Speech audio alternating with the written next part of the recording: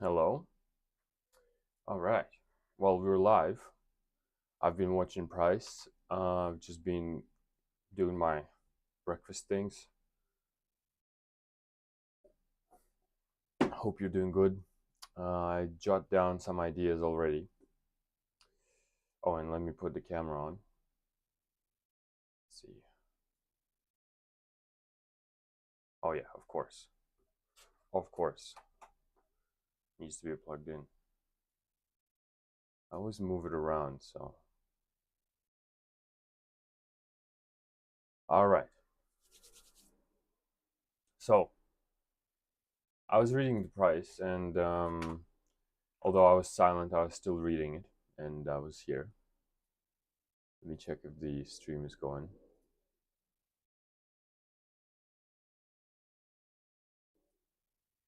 Yeah, it looks good. Cool. So the news, we've had a news release at 8:30, and with that, we didn't really get a lot of volatility, but we did have this drop displacement let's just say this drop in price from the new week opening gap. The new week opening gap, as we recall, is the gap between the closing price on a Friday at 4:45 and an opening price on a Sunday at 6 p.m. because that's how the future market works. The index futures, at least, they are on 23 hours a day. Well, I guess 5 days a week. Well, actually, I guess 6 because Sunday, as soon as it opens, it's on Sunday at 6. It's on, and this is like the beginning of our Monday, really. Beginning of our week. Sorry. So we have actually a lot of smooth areas everywhere right now. And what I kind of thought about is I've immediately noticed the relative equal lows right here, and the fact that we've already traded down below the new week opening gap, and we respected the consequent encroachment, although it did paint over it, but I think that has importance. The importance of this carries forward. And now, initially, I thought this would be taken out. But now that we are at 8:50, which is basically beginning of 9 o'clock, we had left these lows intact, and now we're trading away from them. So,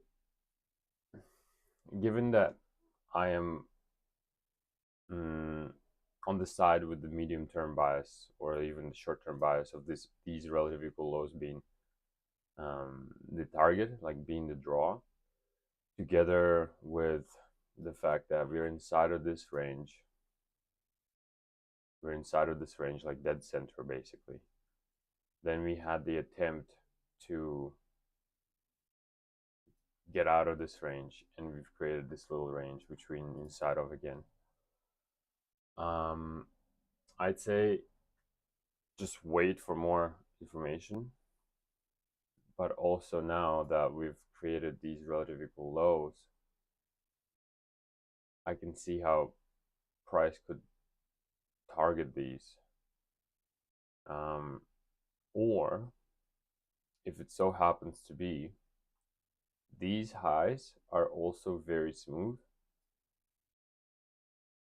Although we did have these very smooth highs right here, these ones.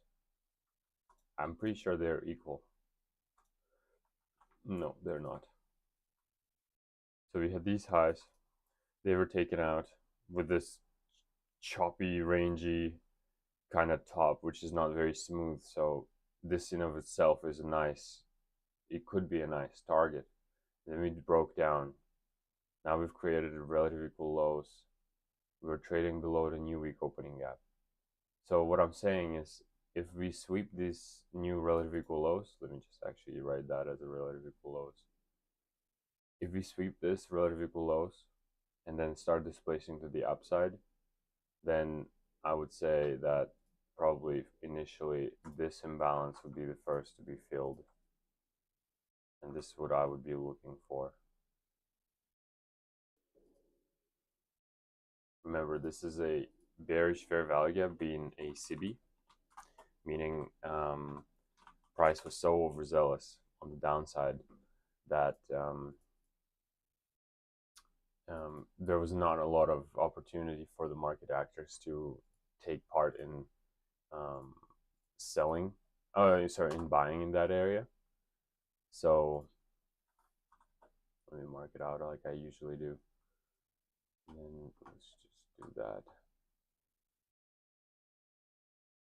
This is the naming convention I usually go for. 15-minute for the time frame. We're on 15-minute time frame. Bearish fair value gap / SIBI, because it's a sell side imbalance, buy side inefficiency. So it is buy side inefficient, meaning that price will eventually want to come up into it and reprice it.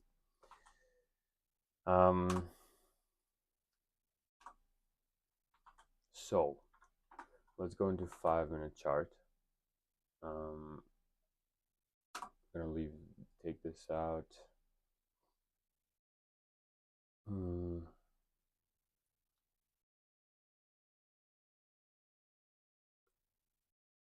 And I think here the crucial component of understanding this session would be realizing how important it is to see and analyze the relationship between between price and the PD array called new week opening gap, because this would be our foundation for narrative in this session. So for example, if we see the new week opening gap get completely ran through again, then of course certainly I would be looking for price to retrade back into this, and then effectively even potential this little relative equal high smooth area.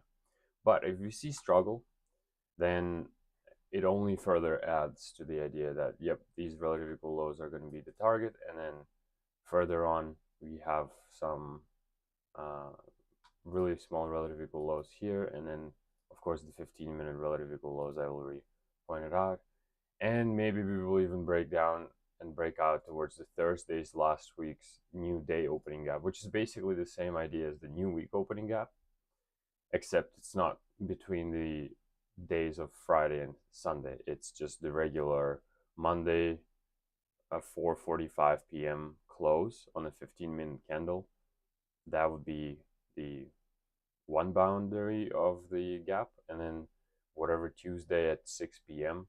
Sorry, well, I guess technically it would be still Monday at 6 p.m., but the way that index futures works, they open the day before starts the trading of that upcoming day. So like Monday at 6 p.m. it would be the start of Tuesday. It's a little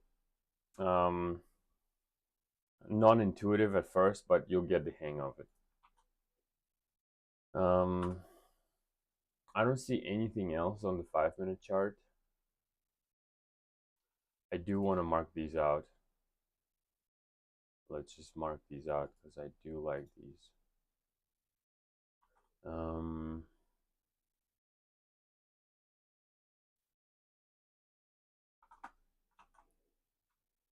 Right, and then of course here I initially thought that price was gonna go towards these relative equal lows. While I was on mute and the camera was off, I was still looking at it.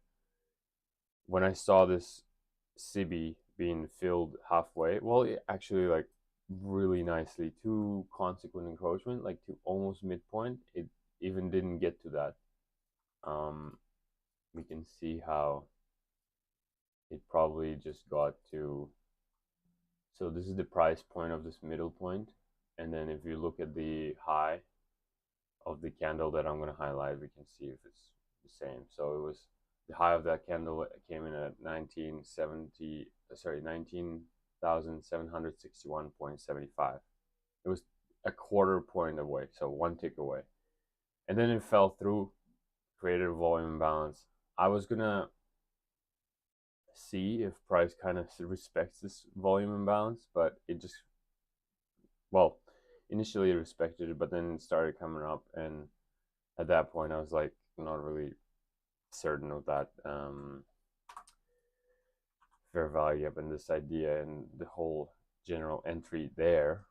But now that we've created a smooth relative equal lows, I think it is to engineer liquidity on the sell side. You remember my model?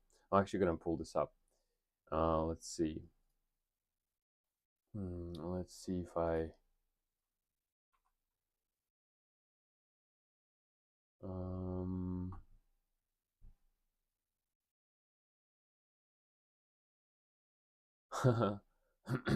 okay.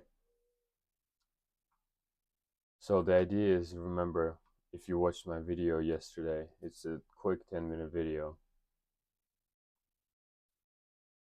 So the summary of my model is here, let me just put this back. The whole idea is that we're waiting for the manipulation leg, and that manipulation leg will be engineering liquidity. So because my higher time frame drawn liquidity, my inclination, like my judgment and my experience so far, they're pushing me in the direction of the below the marketplace that I'm thinking that the price is going to go to. That makes me think this relative equal low, well, it's in the same direction as the higher time frame bias that I have. So this is in the same direction. So what I'm going to be looking at in the beginning is the opposing liquidity being taken out, and then I want to see price willing to go lower. And the fact that price trades away from it right now, and then eventually if it takes out, for example, these relative equal highs, they're beautiful. Look at these relative equal highs. Price takes these out.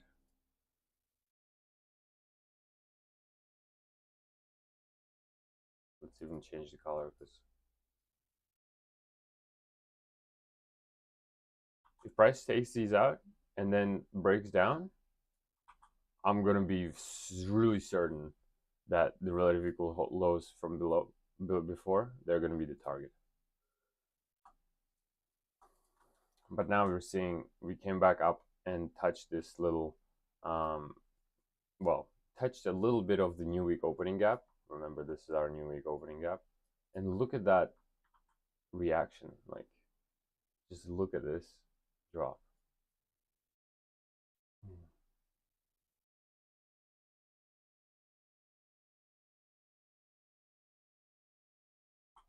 And again, as I was saying, for the model, let's mark this out.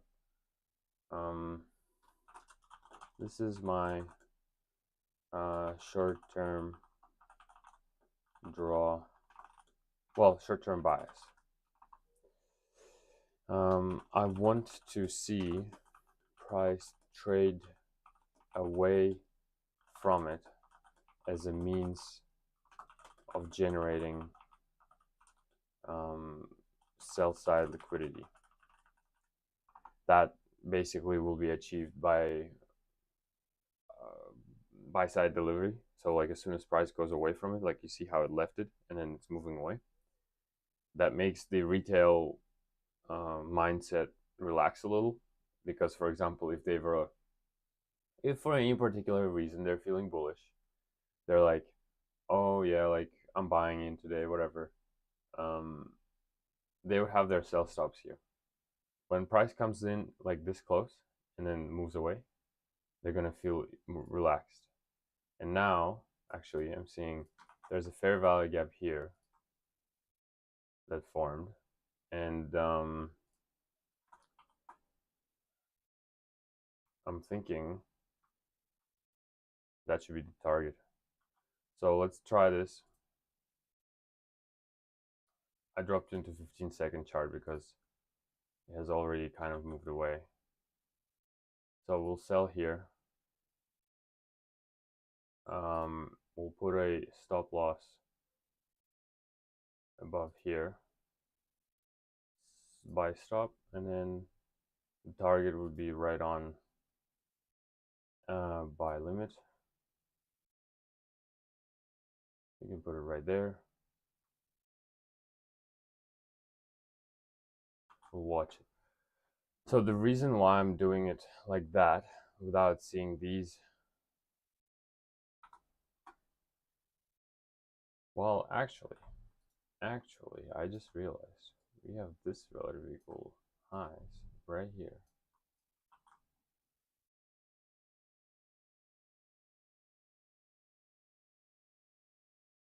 So why I did this is, we take out these relative equal highs, we touch the new week opening gap, which supposedly should be enough.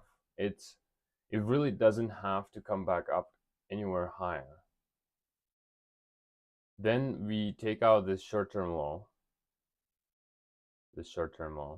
we create a fair value gap, we fill the fair value gap, which usually isn't, like, you would prefer to see a little bit of space left, because that really indicates strength.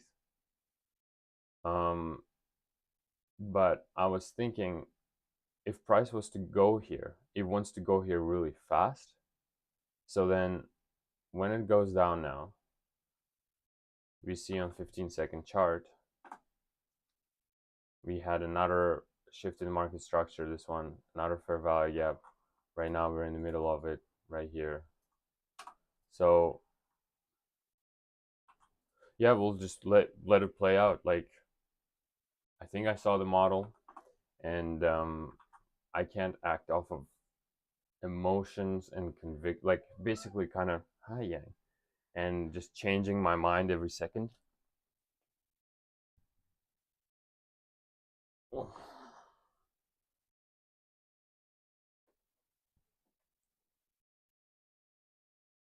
you want to say hi, Yang?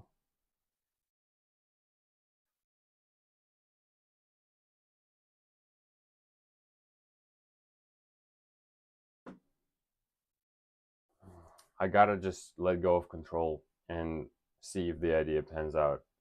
And if it doesn't, it doesn't. And that's just fine. That's just a paper cut.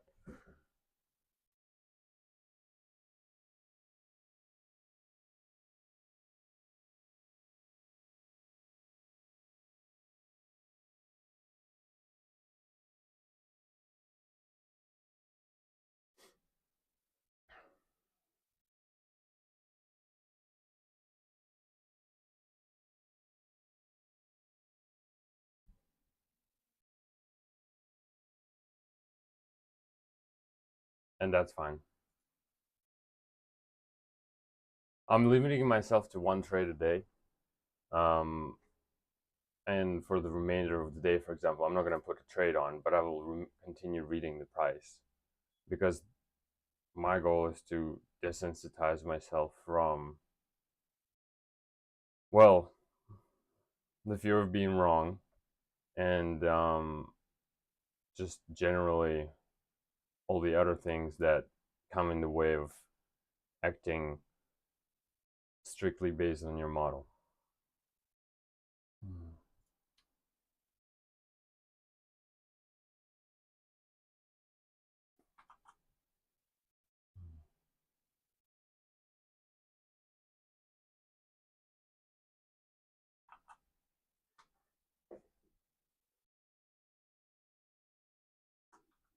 Let's close this up.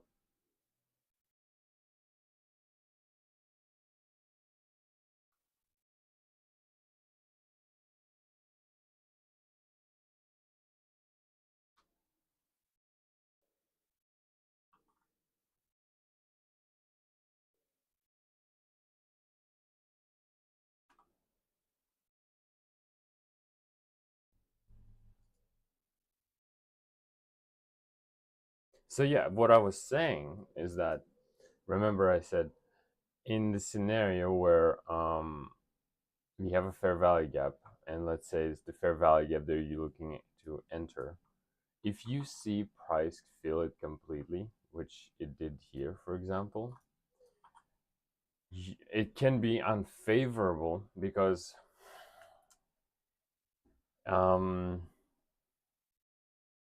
you want to see like an indication of strength in your idea, and that can be gained from looking at how price leaves a little portion of that gap unfilled. And it didn't happen here, so now I'm thinking about it. Let's just mark it out, and then that would be my reflection. So for example, let's just put it somewhere right here.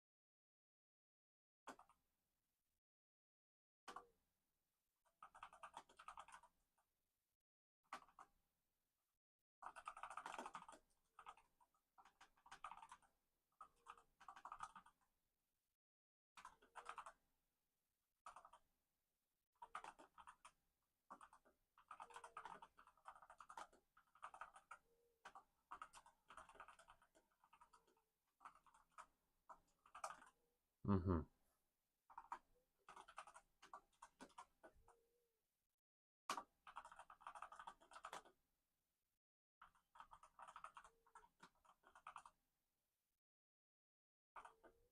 We gotta write our emotions out, because that's what journaling is. And basically it will help you point out your,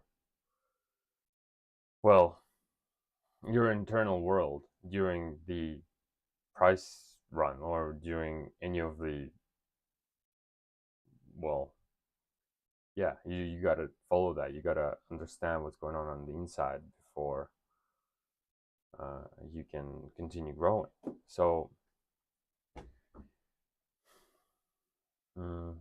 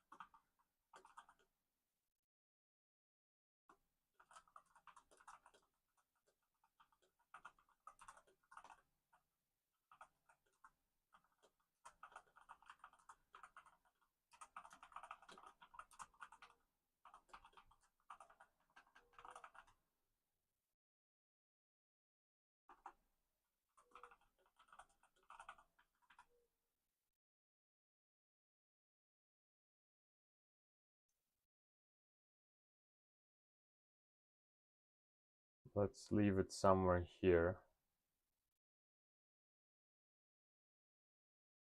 And would you look at that? So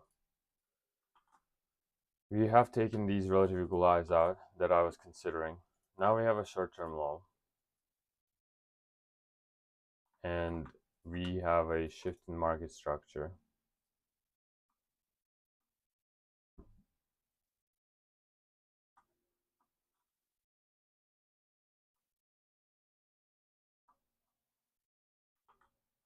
And we'll see if a gap forms. If a gap does indeed form, I'm gonna just tape read it. Like, I'm not gonna press any buttons because I did my trade today. And actually I didn't say what it was, but let's see. It was $17 loss.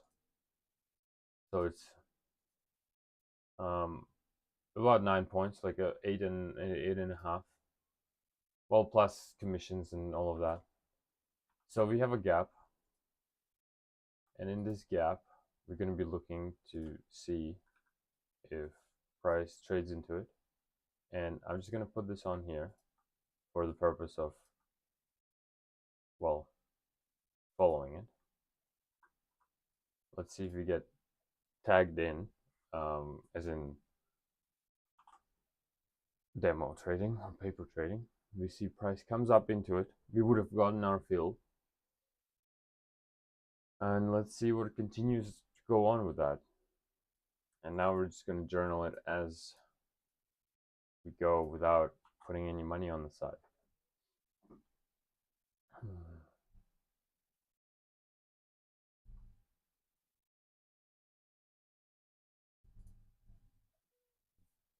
Again, remember, I want to see it get not completely filled and also kind of remain in the bottom half of that gap.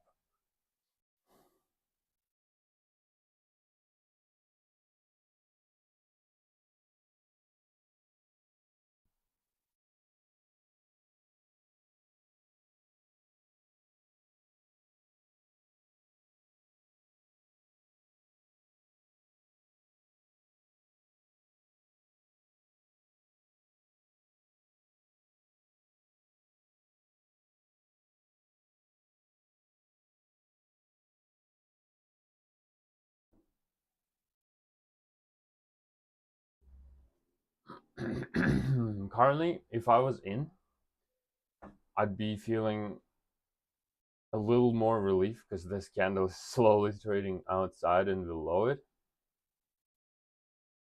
Like this. This is nice. I would still feel a little like a little jittery about the fact that it's just hanging out so slow, like still in there.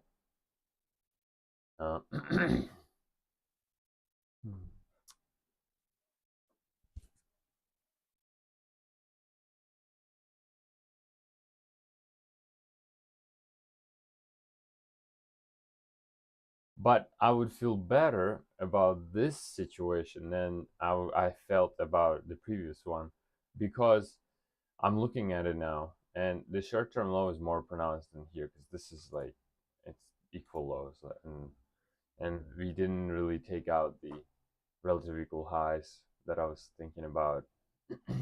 We came really close to them. Here, if I was in, I would actually start losing it a little bit because, again, it gets filled completely, and it gets above the consequent encroachment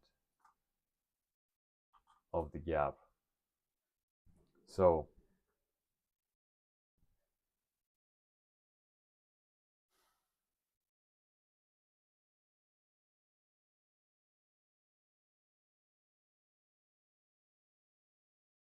I think what I'm forgetting about my model is that I should be really looking at the price aspect as much as I'm looking, sorry, at the time aspect as much as I'm looking at the price.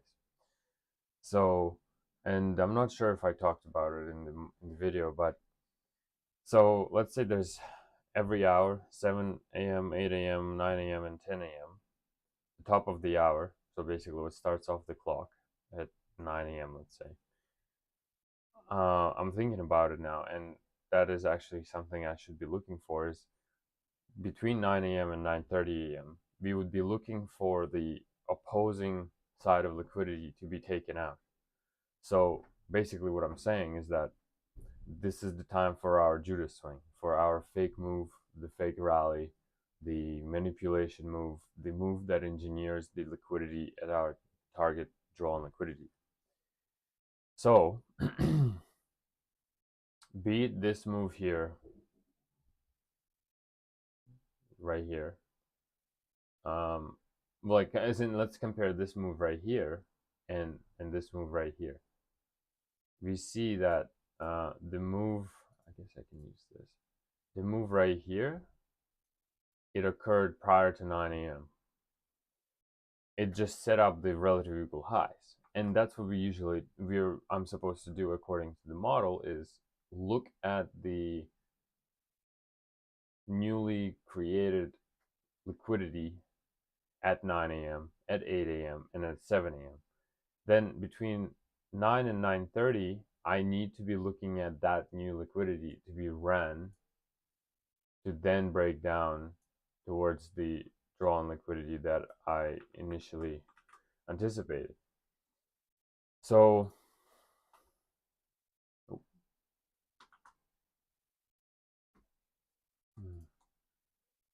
this is not going to be going well. Like I can tell from this point, like we've closed outside of the gap. It's going to go for this relative highs.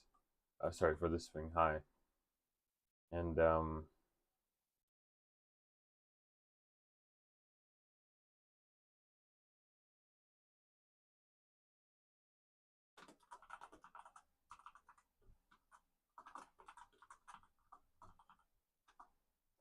I would say I am a little, like I am misusing the time component. I'm not really using it to my advantage.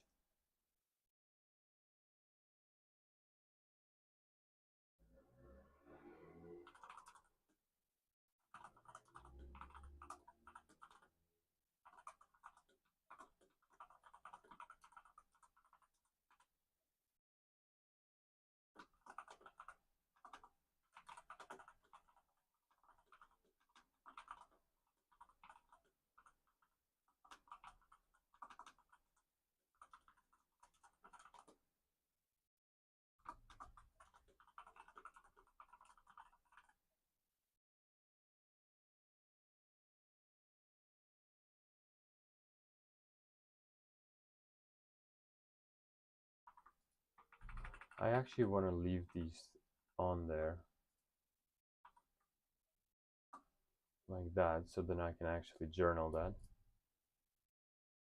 And then also here,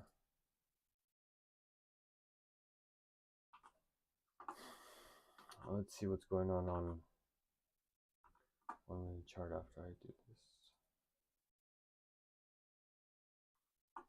5-minute chart. Okay.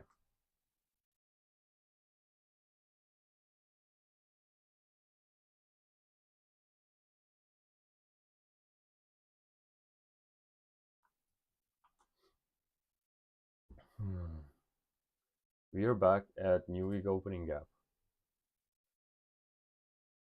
Let's see what goes on here.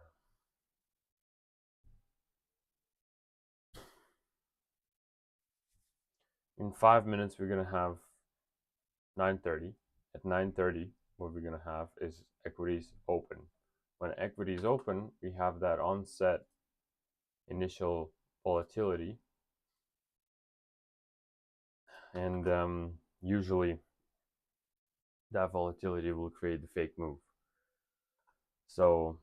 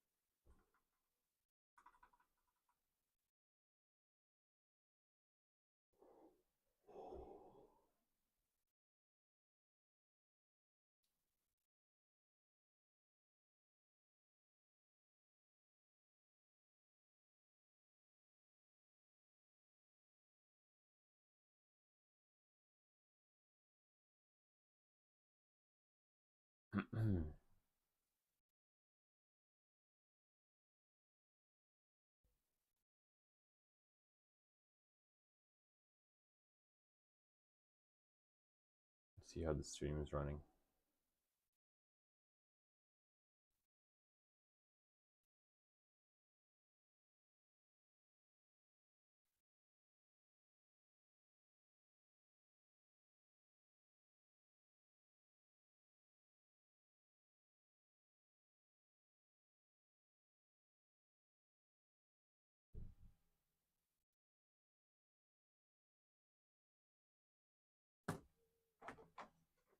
Well, it's going.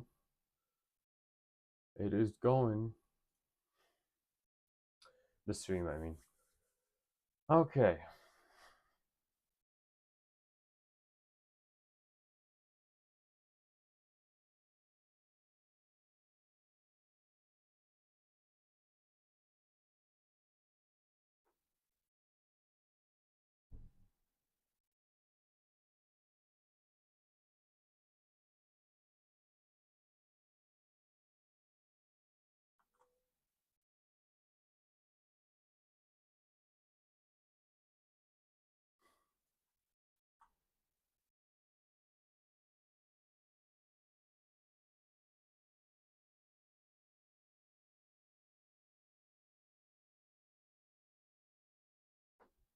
We can also grade the we can really grade anything. We can grade any gap. We can grade any inefficiency, and especially if they're wide, like very pronounced, like very large, we can use that to kind of break it down into portions like quarters and see how price really reacts to each quarter, to each portion of that inefficiency. So we see the bodies of the candles respect the consequent encroachment. We've gotten back into the new week opening gap.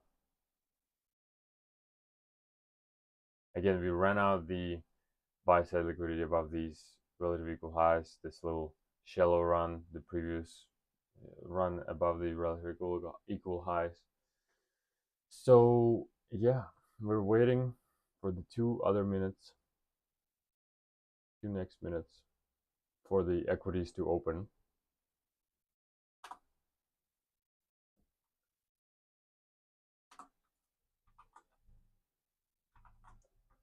Let's mark out this gap because I like it, because now that it has traded below it, it is an inversion fair value gap.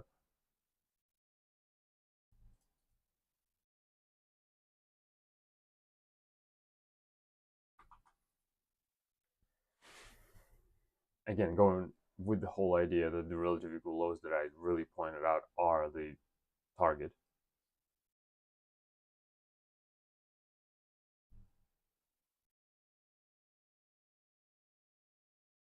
So if price returns into this inversion fair value gap, then from there I would want to see the price remain in the lower half of it and then drop lower. And we're gonna have the equities open in 5, 4, 3, 2, 1, and it runs up, touches the little gap just below, and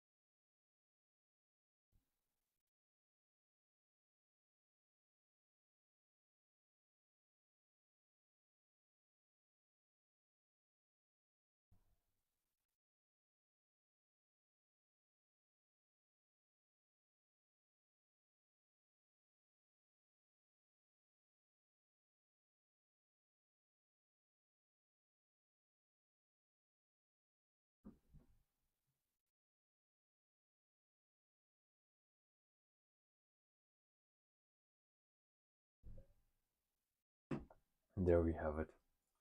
Price runs for that.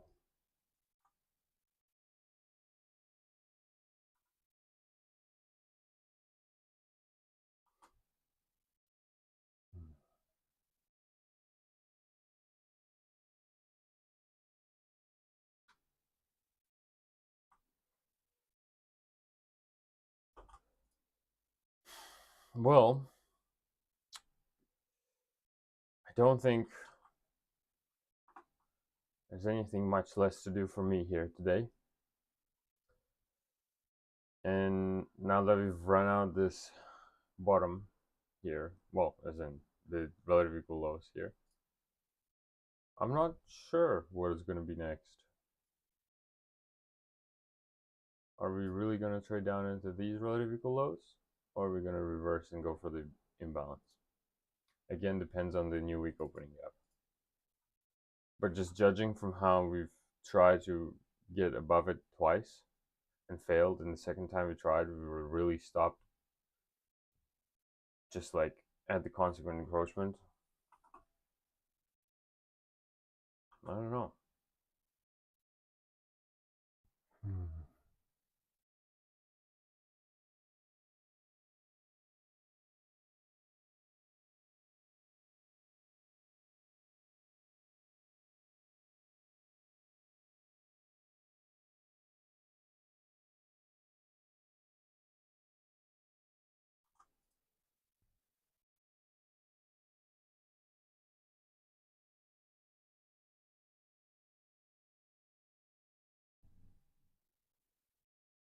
Yeah, we're gonna go for that imbalance.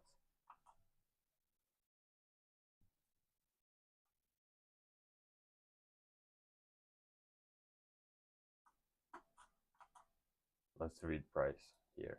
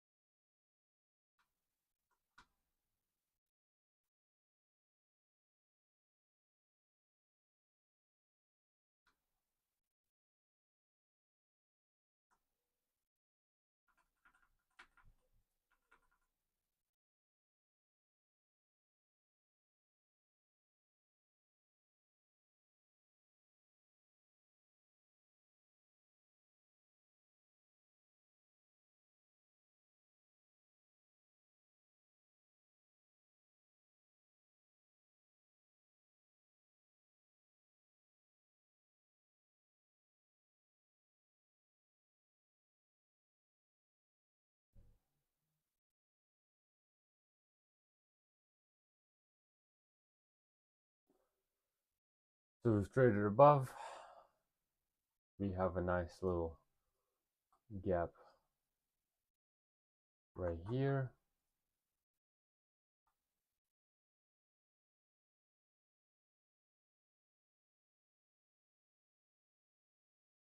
Well, if price really leaves it, that's the idea.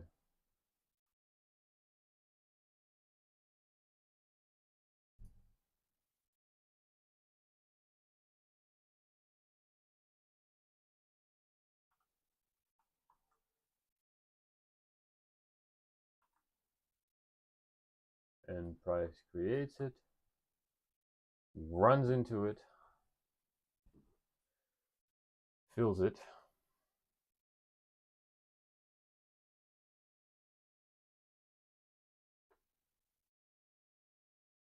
Let's see if it turns into an inversion for a value gap and keeps running lower.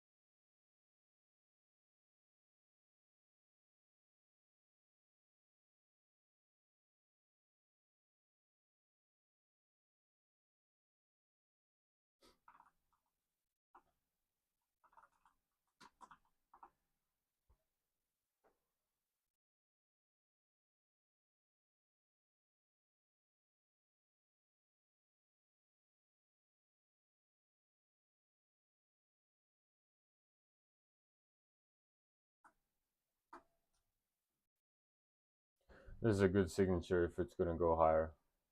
These relative equal highs.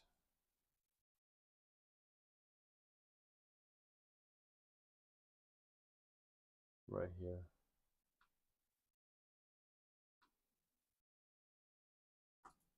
Which is actually the equal highs.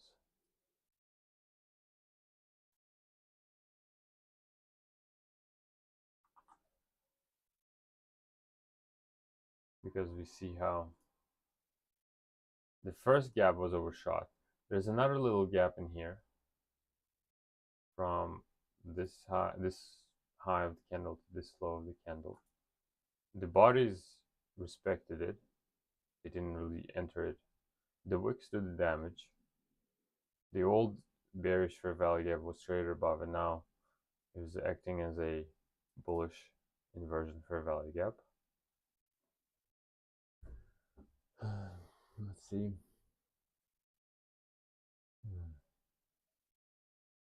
We've gotten back into the new week opening gap, but from the top, and we are at the consequent encroachment of it. So now, if we are really changing to the buy-side delivery program, then we would be anticipating the consequent encroachment, the middle point of the new week opening gap, to support the price right here.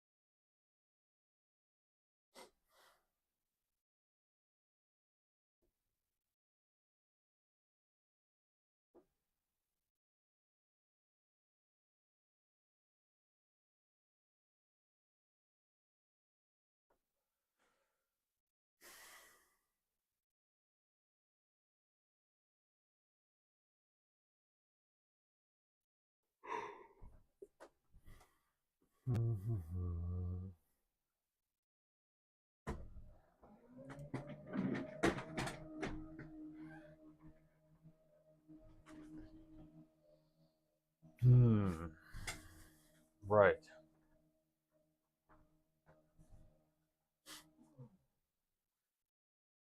Slow descend.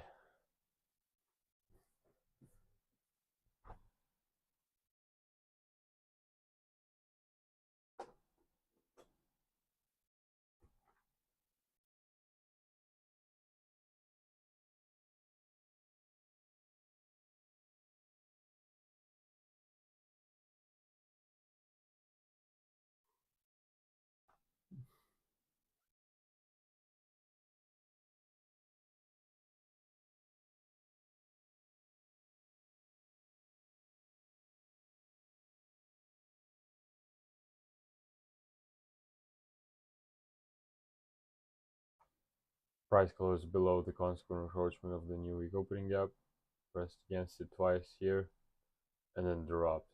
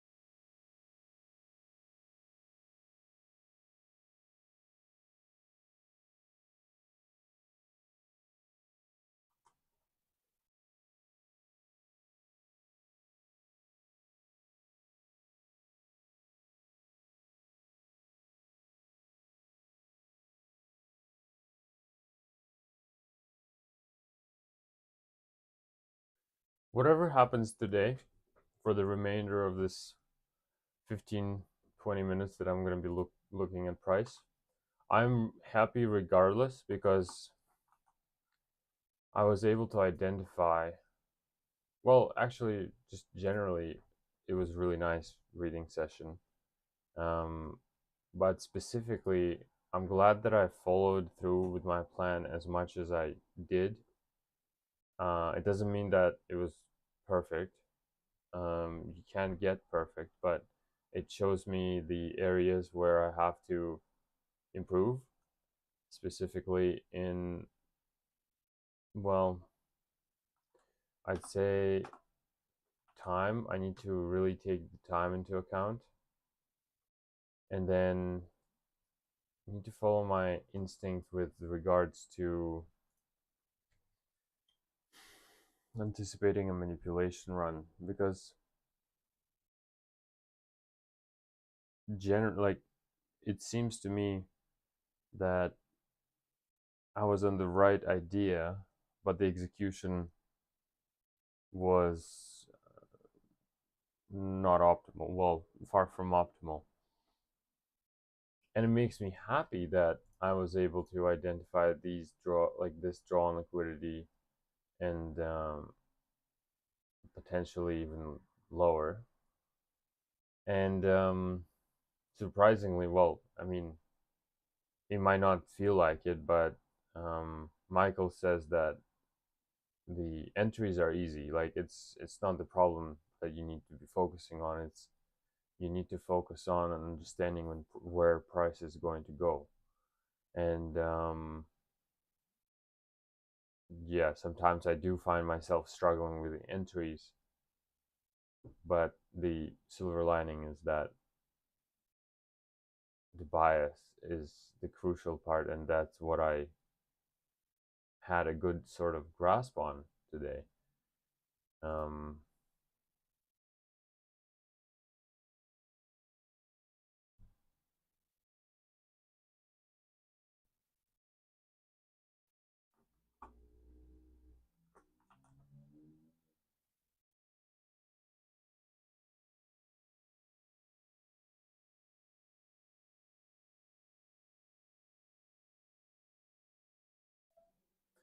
I think I'm gonna leave it off here, and I'm gonna take a screenshot after the fact, after the price has run to here, and share with you on my YouTube post on the YouTube community page, and we'll go from there. Probably we'll do it again tomorrow, and that would be my new schedule. I'll just be doing it daily, and yeah, we'll see how I improve.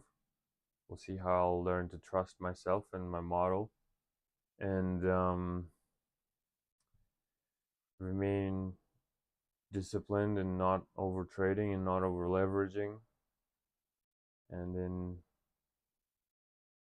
learning price action.